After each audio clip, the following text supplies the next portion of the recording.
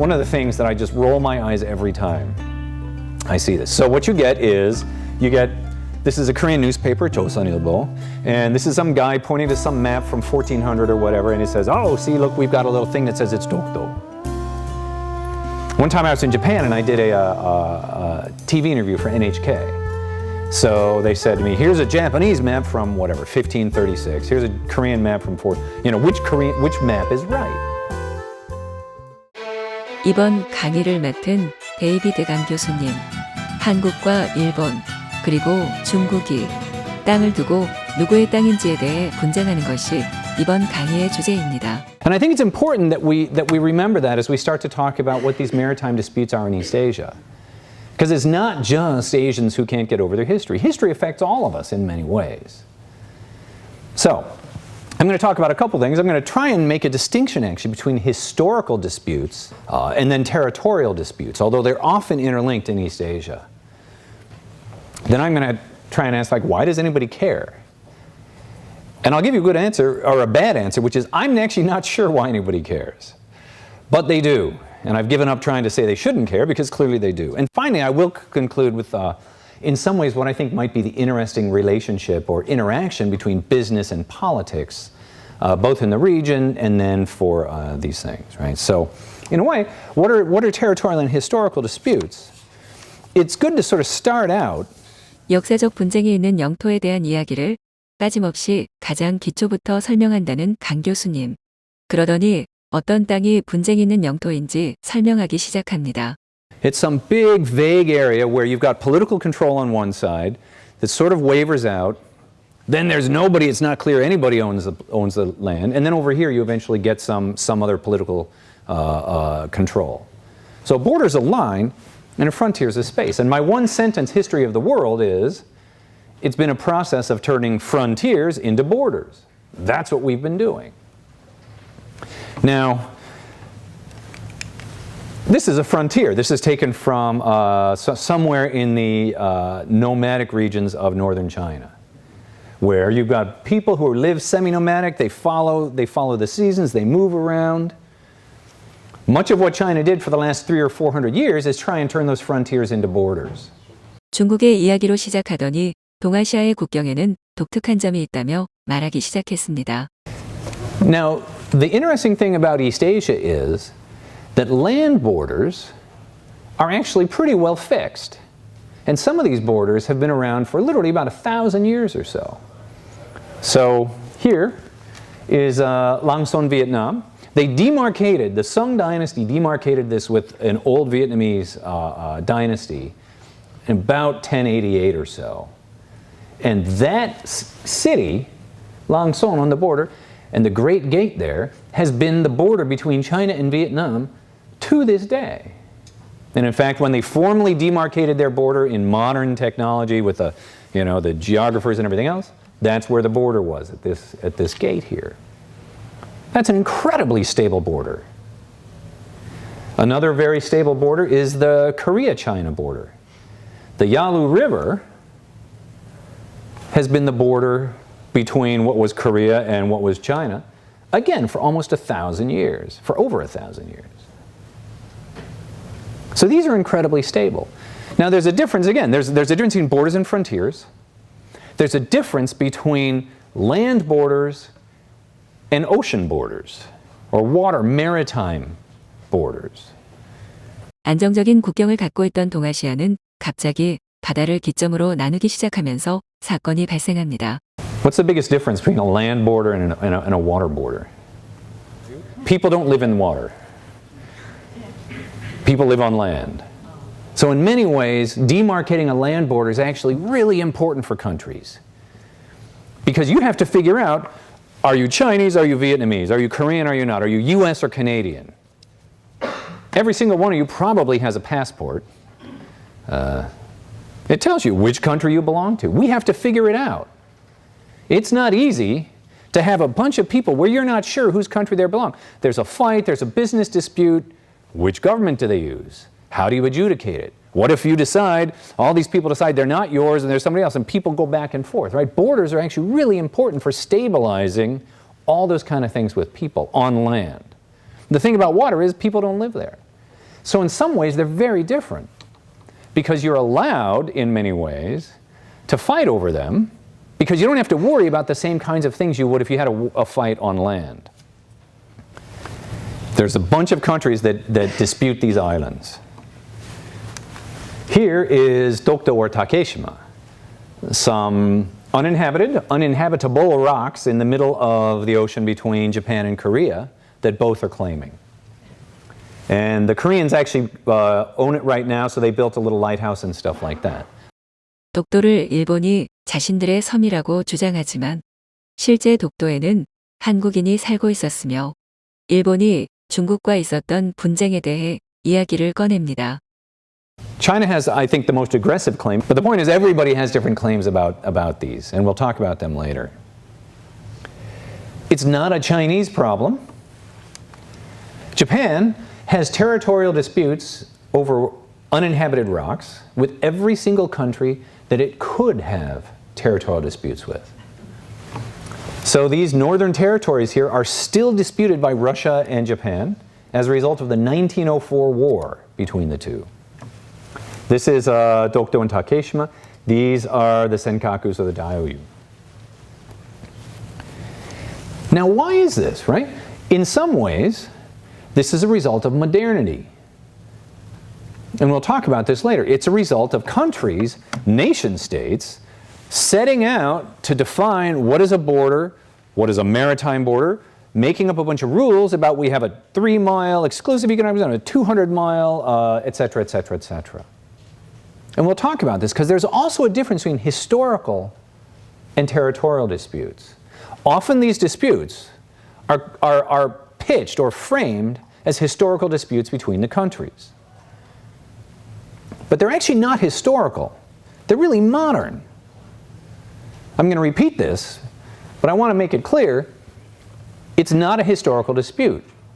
If you go back in time 500 years ago and asked a Korean king what he thought about these rocks, he wouldn't think about them. The only people who cared about these rocks 500 years ago were fishermen who wanted to avoid them. It didn't matter because there's not where people live. The places that people live, they had to figure out. And there's a bunch of other places right here at Tsushima where people lived, they had to figure out, are they Japanese or Korean? And they did. So it's not historical in that sense. These are modern territorial disputes as countries are trying to figure out what it means to be a nation state in the 20th or 21st century. Now to put this in contrast, for all the talk, and you may have heard, because if you pay at all attention to East Asian politics or East Asian IR or Shinzo Abe or whatever, Xi Jinping, all you've been hearing about in the last year is how dangerous these things are. I will also tell you I'm very skeptical at this point because the best contrast with that is this disputed maritime border. 그리고는 한국과 북한의 사례에 대해 말했습니다. Between South and North Korea. So, there's also been, here's the DMZ between North and South Korea. Here's the land border, which they've demarcated down to the inch. Here's what North Korea wants the maritime border to be, sort of perpendicular to the land border. They want it to go out like this. The green line is what South Korea claims the border is. Now, I'm not defending North Korea, but I will point out the North Koreans hate this.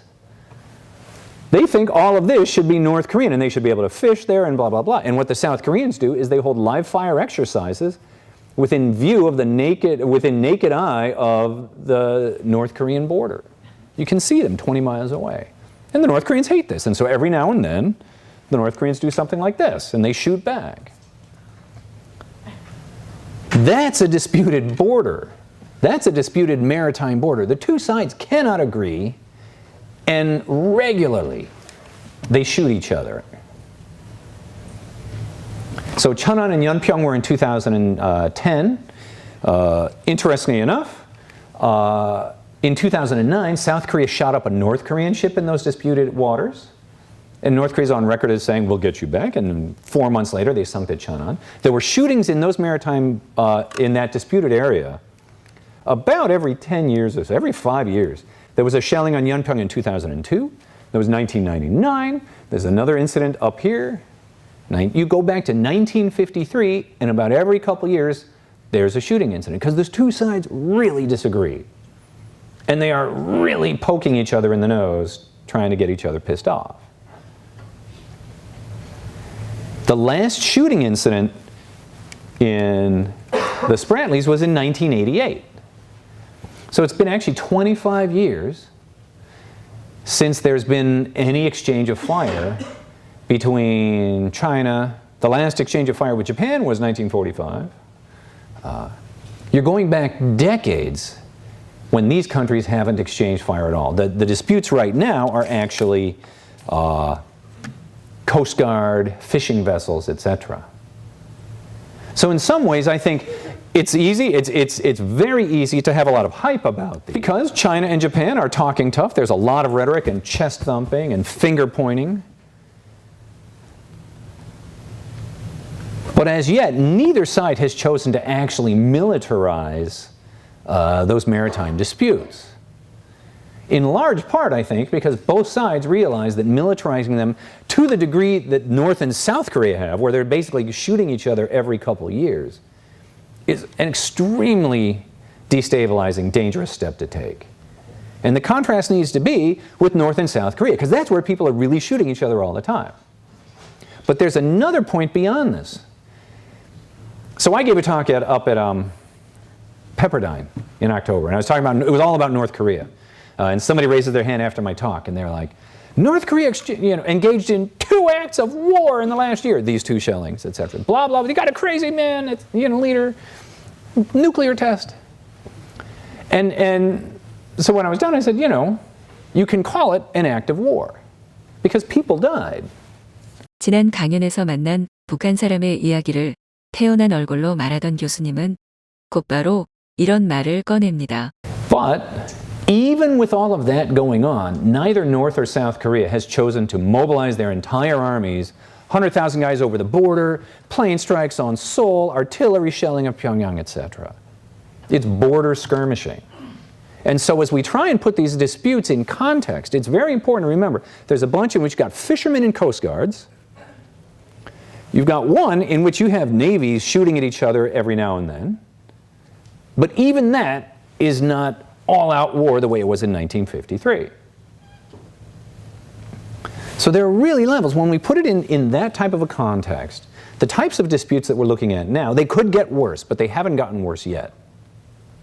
And I think there's some good reasons for it. Part of it is all sides realize that that's a path that's unequivocally bad for their own domestic interests, whether it's Chinese or Japanese. It's unequivocally bad for the region. So there's a lot of domestic politics and domestic hay being made by these guys as they look tough, and we'll get to that in a minute. But so far, we haven't even really gotten the militaries involved, anything like even the North and South Korean one. Now, what are they called? They're called historical disputes, and this is one of the things that I just roll my eyes every time I see this. So what you get is, this is a Korean newspaper, Joseonilbo, and this is some guy pointing to some map from 1400 or whatever, and he says, oh, see, look, we've got a little thing that says it's Dokdo. One time I was in Japan and I did a TV interview for NHK. So they said to me, here's a Japanese map from whatever, 1536. Here's a Korean map from which map is right? And I said, you're both wrong. It's not historical because they didn't care about them the same way. It's a modern dispute. It's a dispute brought about by the fact that now we can demarcate water in a way that would have been laughable to someone 500 years ago. What do you mean you're going to water out there? What I care about is where the people live. I can't even see over the ocean, and somehow that line matters. It would have been ridiculous to go back 500 years and do that. There are things that make this worse. There are historical aspects that make this worse. So this is a Yasukuni shrine, right?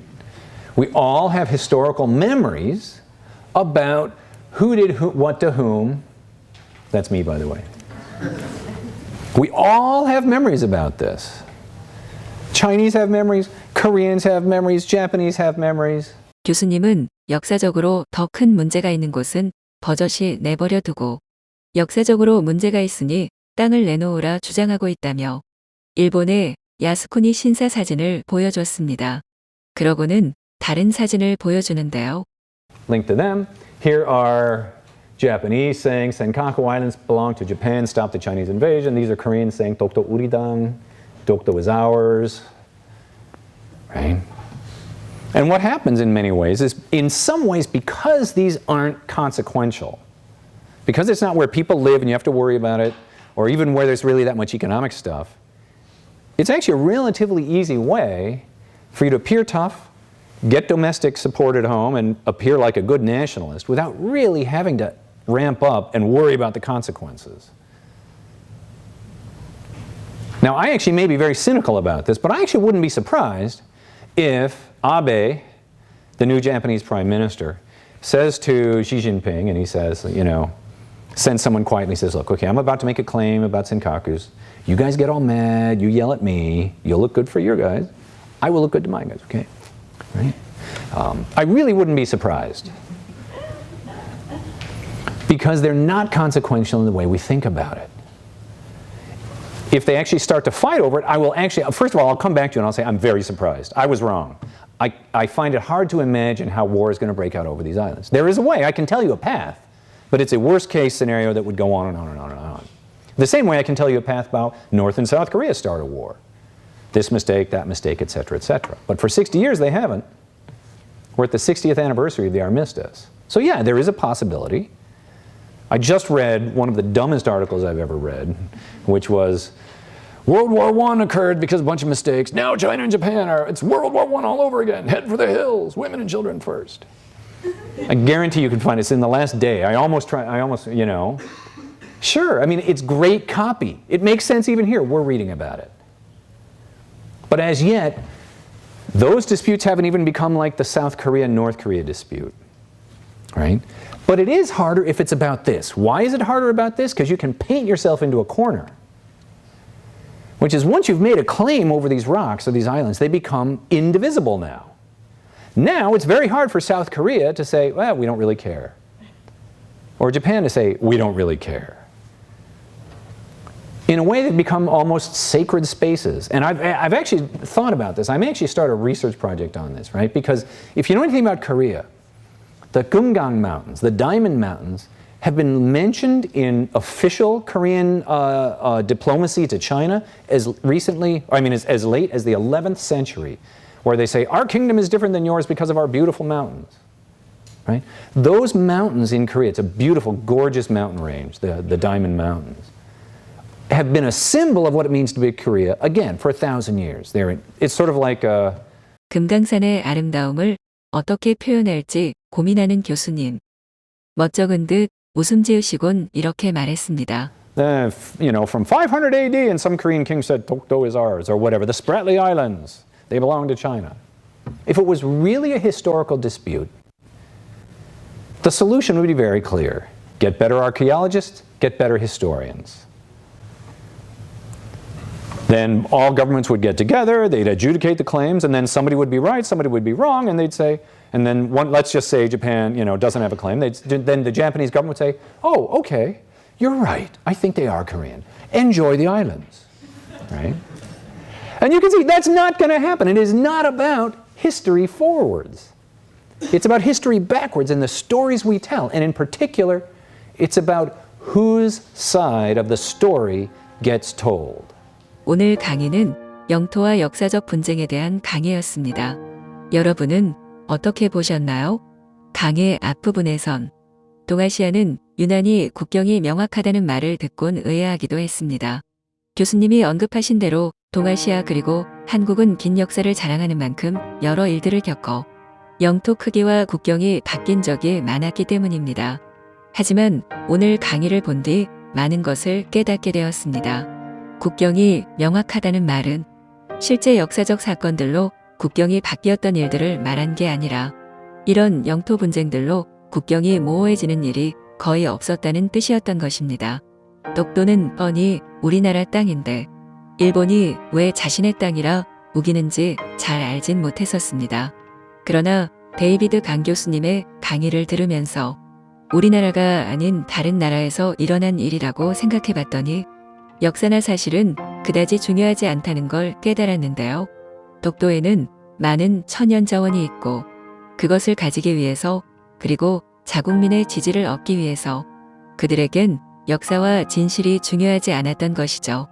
여러분들은 데이비드 강 교수님의 영토와 역사적 분쟁에 대한 강의를 어떻게 들으셨나요? 좋은 생각이 있으시면 댓글로 남겨주세요. 오늘 강의는 여기까지입니다. 시청해 주셔서 정말 감사합니다. 강의를 해주신 데이비드 강 교수님 정말 감사합니다.